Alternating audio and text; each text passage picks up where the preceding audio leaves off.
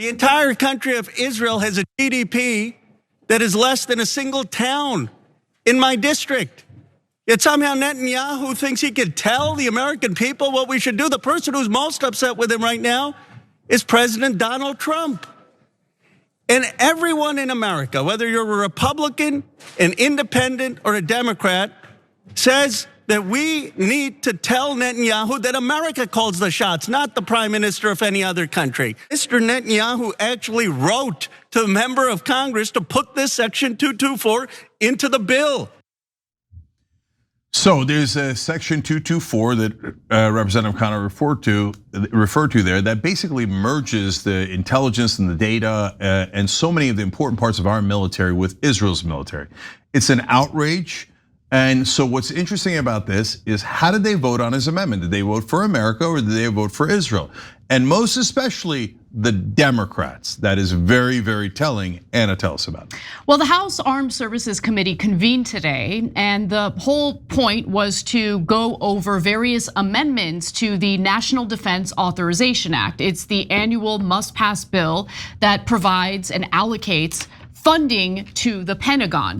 Now, in the bill is a provision known as Section 224. And what 224 would essentially do is merge the Israeli military with the US military. Certainly there would be more enhanced intelligence cooperation, and it would provide more access to the IDF, to our intelligence, and access to our military infrastructure. In fact, Joe Kent wrote about this in Responsible Statecraft just yesterday, and I interviewed him about it, and he went through why this would be so disastrous. So Ro Khanna, being one of the few members of Congress who's looking out for American sovereignty, decided to offer an amendment that would strip the National Defense Authorization Act of that provision of Section 224. And before I get to the vote, I just want to give you some more information about basically where this idea came from. Turns out it actually came from Prime Minister Benjamin Netanyahu. How do we know that? Well, just yesterday, a Republican member of Congress had said, I would like to end military aid to Israel. Instead, I would like to have like an enhanced trade relationship. That representative, let's go to graphic 5 here, was Marlin Stutzman. And he said that we are bound by the shared Western values that built both our nations. As long as those values are under threat, we will defend them side by side. The alliance is entering a new era. My new resolution affirms that the US stands with Israel, not out of obligation, but out of shared strength and shared strategic interest. Israel has come of age where our nations should contribute equally and share results equally, trade over aid. So what he's doing here is he is pitching the idea of merging the militaries together, right? And that would lead to less transparency. It would basically allow Israel to exploit our military for their own purposes. And that is a big problem. And there are also questions about Fourth Amendment violations, since we're talking about them having access to highly classified information, which is an issue here. And turns out that Benjamin Netanyahu wrote a letter to Stutzman congratulating him for this proposal. And I want you to look at this letter. So this is Netanyahu's letter to Stutzman. This is graphic 3, take a look at that. And I'm gonna read the highlighted version. And I wanna give a hat tip to Gen X Girl on X. She also has an incredible Substack where she does great investigative reporting. Please follow her.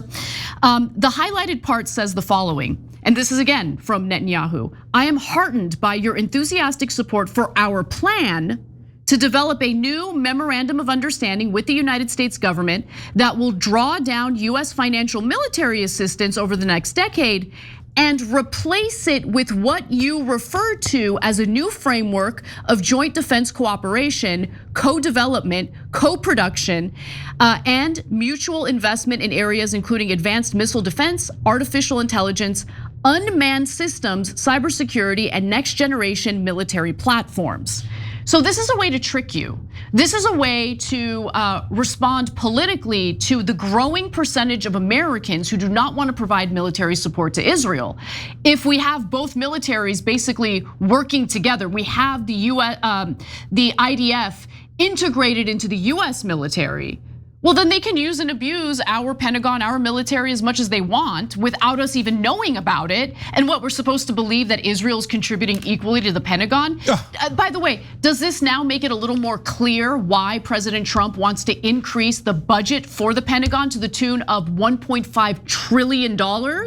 Please. Okay, so with that all in mind, today the House Armed Services Committee voted on the amendment proposed by Khanna, and guess what? They struck it down, they rejected it. There was only one Democrat who voted in favor of it, and that Democrat happened to be Representative Sarah Jacobs from California. Yeah, so I'm gonna come back to Sarah Jacobs because she was great. So let's break this down. First, that Representative Anna was quoting, we were protecting Western values. Really? I thought freedom of speech was a Western value, and I just got banned from the United Kingdom for criticizing Israel. Western values is a myth when it comes to these people. They don't care about Western values. So no, they're not. No, again, as always, they're not our ally. They're a foreign government taking advantage of us and actually taking things away from us, including our freedoms and Western values. Freedom of speech is a Western value, and they're like, we don't want you to have it. We don't want you to have it in the UK, and we also don't want you to have it here. If you write an op-ed against Israel, you'll be arrested. If you try to boycott Israel, your livelihood will be ended. What is this? And they're literally taking our freedom away. And by the way, Western values, I thought you guys said you were native to the Middle East. Which one is it?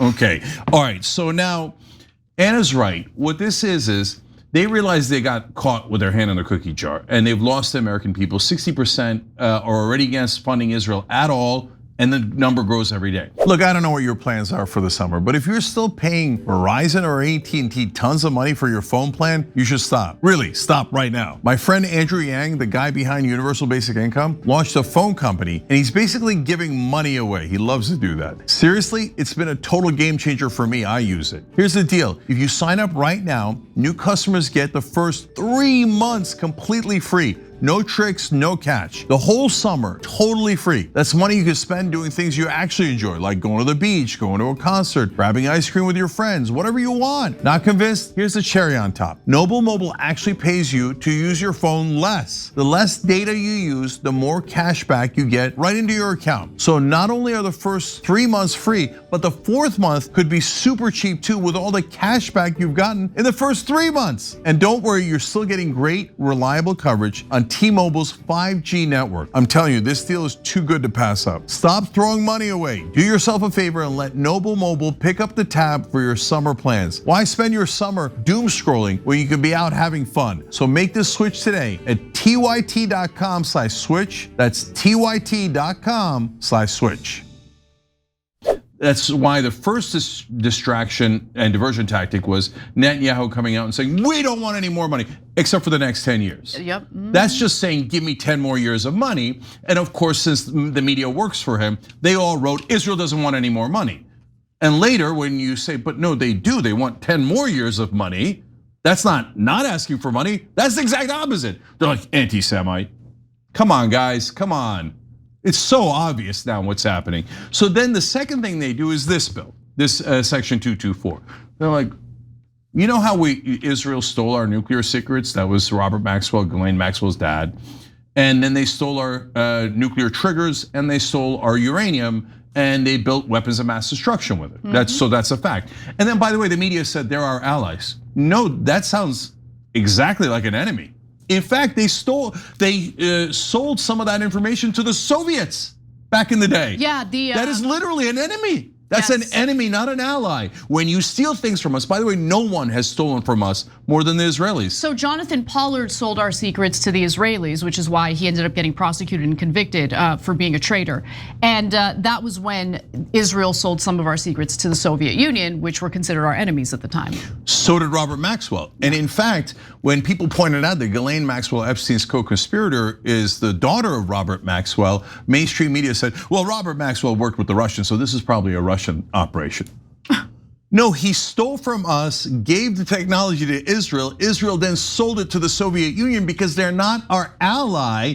They're a country that is taking advantage of us, and they've done that brilliantly. They don't need the American population. They only need the government, And in America, that's super easy because you could legally bribe the politicians, and they need the media to be their getaway driver. So that's why the media is constantly lying to you about how they're the victims. Okay, so now in this deal, they would integrate so much into our technology. Number one, we'd have trouble extracting them.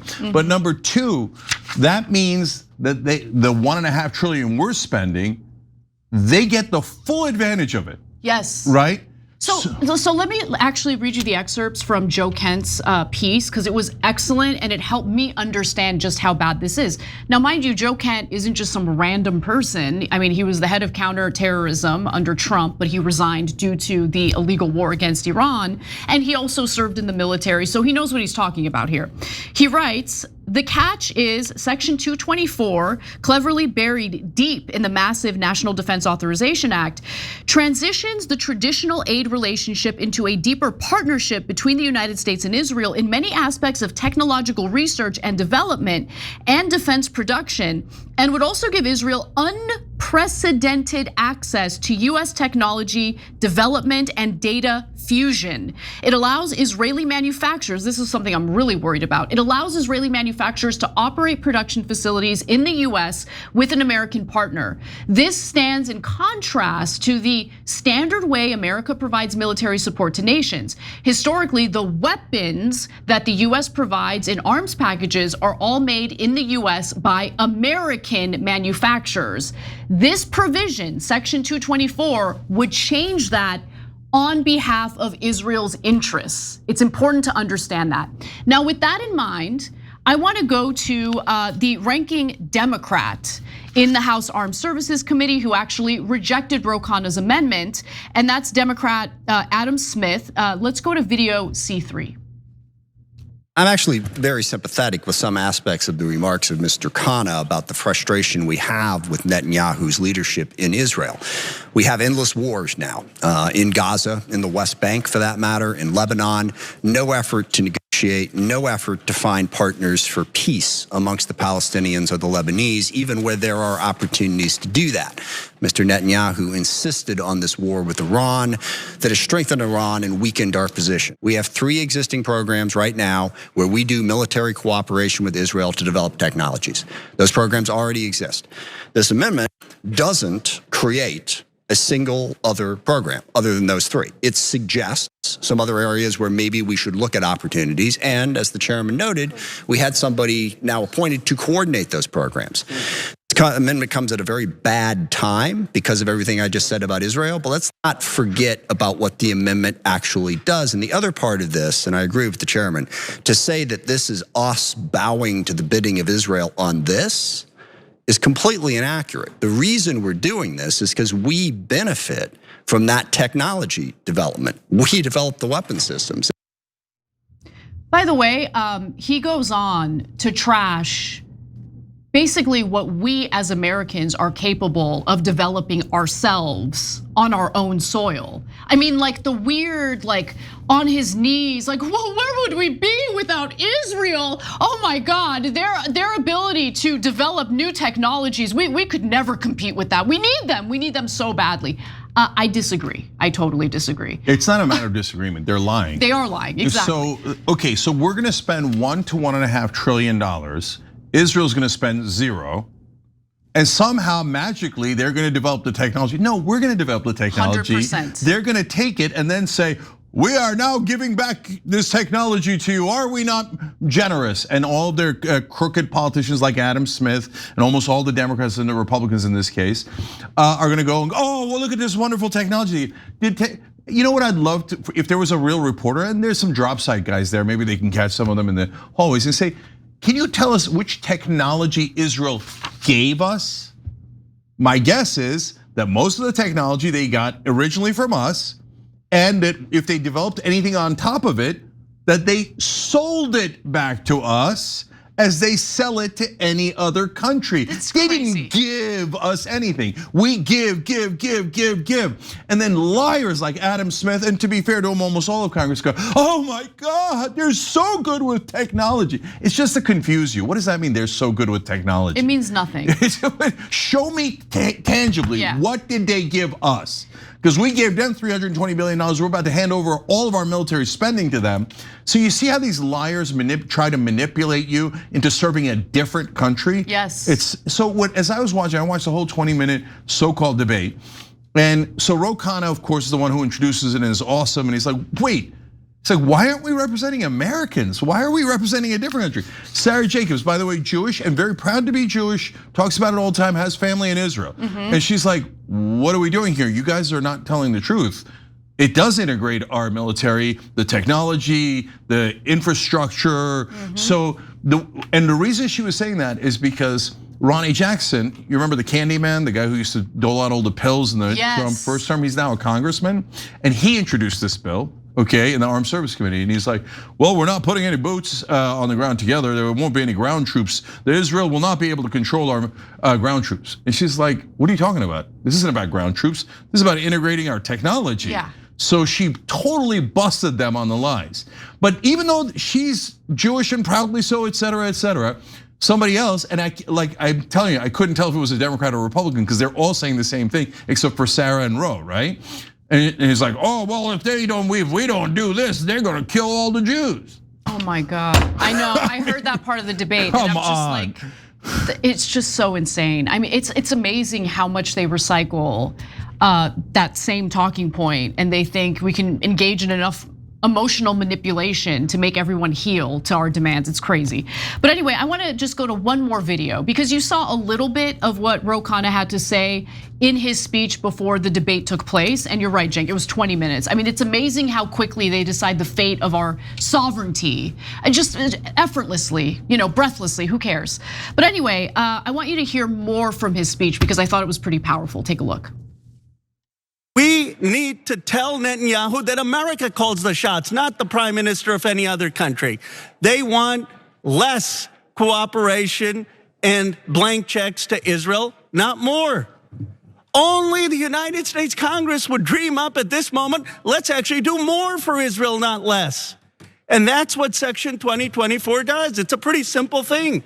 Should we do more for Israel than we already do, or should we do less? If you think we should do more for Israel, you should be against my amendment.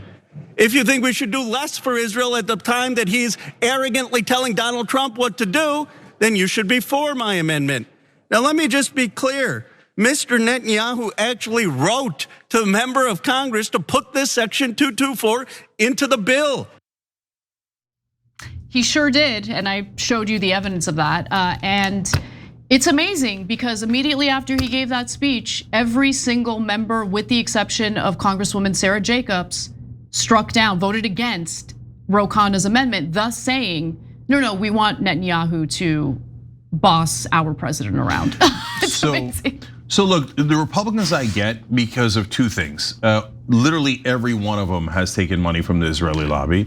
And Tom Massey just lost, so they got the message, if you oppose Israel, they're gonna spend $16 million against you and eliminate you from Congress. So the Republican Party is now a wholly owned subsidiary of Israel. Now, the Democrats, on the other hand, 80% of their voters are against Israel. Yet, other than Sarah Jacobs and Khanna, every one of them, like dogs, were like, no, we prefer Israel to our voters. Because their voters say to them, no more aid. We don't think it's helping Israel, let alone America, right? And we don't want to enable their worst instincts, and we don't want further integration and further alliance or money being spent on Israel. And they go, shut up. How dare you, you're all anti-Semites. Sarah Jacobs is sitting there going, like, wait, what's going on here, right? No, 80% of your own voters aren't anti-Semites. The brave Jewish American fighters aren't anti-Semites. 63% of Jewish Americans who are opposed to the current Israeli government are not anti-Semites. That is an excuse they use to cover up their bribery and their corruption. These people don't represent America at all. They have been purchased. Yes, the Democrats, along with the Republicans, have been purchased by the Israeli lobby. That is a stone cold fact. Number one donor to this Congress in this cycle. Okay, now, Khanna in a different hearing also today pointed out, you know that 2/3 of our budget is going to the Department of War? And Anna, you're so right, I didn't think about that extra $500 billion, right? It was started at 800 billion, and and some of Trump's allies were talking about cutting it, as we all remember, right? Yep. Then they made it $1 trillion. Now they're talking about making it $1.5 trillion because it turns out it's going to Israel, right? So, and he's like, why are we spending 2/3 of the taxpayers' money on war when both Republican voters and Democratic voters say we don't want more war? And guys, our deficit is out of control. Obviously, as the deficit gets bigger, that contributes significantly to our federal debt, which has already reached $40 trillion. What are we doing? Like, what are we doing? And I just feel like our country is being sold out by the very people who are supposed to represent us. Absolutely, and last thing is, I didn't want you to miss that trick by Adam Smith, who's a deeply deceptive person. And he's the ranking member, the top Democrat on the House Armed Services Committee. Oh my God, the military contractors, he loves them. So this is all theater, this is all a game. It was the pre-scripted, the Democrats are totally on the side of the defense contractors and Israel. So he said there, now Netanyahu I have problems with, right? But this should not affect our deep relationship with Israel. In other words, the minute Netanyahu loses in a couple of months, Naftali Bennett is just like Netanyahu. He might be even more right-wing than Netanyahu. All of those Democrats and Republicans are gonna go, oh, no problem left with Israel now. Netanyahu left, we're all good. Now back to giving them everything, give them more money and more wars, and they deserve everything in the world. The problem solved, Netanyahu's gone. So that's what those are the talking points they're setting up now. They're actually, if you know politics, they're a little obvious.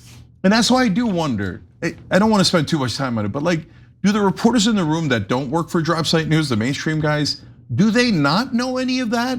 Like there's some chance that they really don't know much about the news. They probably, I don't know. I don't know what's in their heads, but if I'm speculating, I don't get the sense that a lot of the legacy reporters that are part of these SCIFs or are part of the White House press pool, doesn't seem like they really know the nuances or the historical context that you would need to know in order to suss out the BS.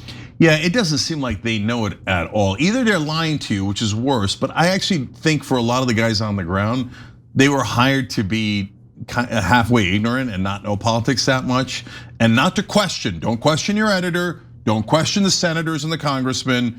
I mean, look? I mean, that's what the whole thesis, or actually a huge part of the thesis was in manufacturing consent. Pains me to mention Chomsky, but yeah, he was the author, co-author of that book.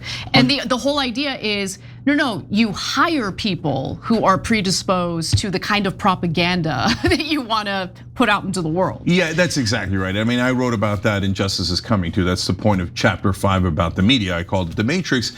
And the guy up top hires the people just like him, and they hire people just like them. So by the time you get to the reporter, they don't know that they were pre-selected to not know anything, and most importantly, not challenge anything. Exactly. Okay, so that's why they never challenged these congressmen. Like there was a different scrum, and again, the only person asking aggressive questions was Julian from Drop Site News. Yeah. Because the rest of the reporters are like, oh my God, we'll lose access. Who cares? Are you doing news? Are you doing some sort of weird access picnic where you get extra cookies and sandwiches if you kiss the ass of the congressman more? Every time you ring the bell below, an angel gets his wings. Totally not true, but it does keep you updated on our live shows.